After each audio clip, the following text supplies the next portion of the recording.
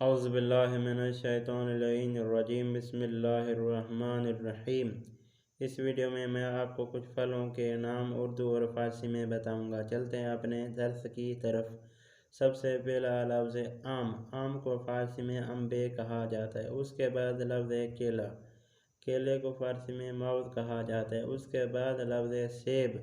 فارسی میں سیب کو سیب درختی کہا جاتا ہے۔ اس کے بعد لفظ انگور۔ انگور کو فارسی اور اردو میں انگوری کہا جاتا ہے۔ اس کے بعد لفظ مالٹا۔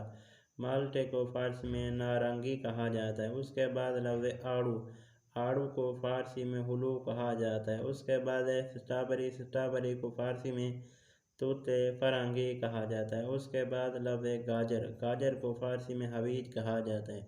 اس کے بعد لفظ ہندوانے۔ ہندوانے کو فارسی اور اردو میں ہندوانے ہی کہا جاتا ہے۔ اس کے بعد لفظ خربوزہ۔ خربوزے کو فارسی میں طالبی کہتے ہیں۔ خربوزے کو طالبی کہا جاتا ہے۔ اس کے بعد لفظ کھیرا۔ کھیرے کو فارسی میں خیار کہا جاتا ہے۔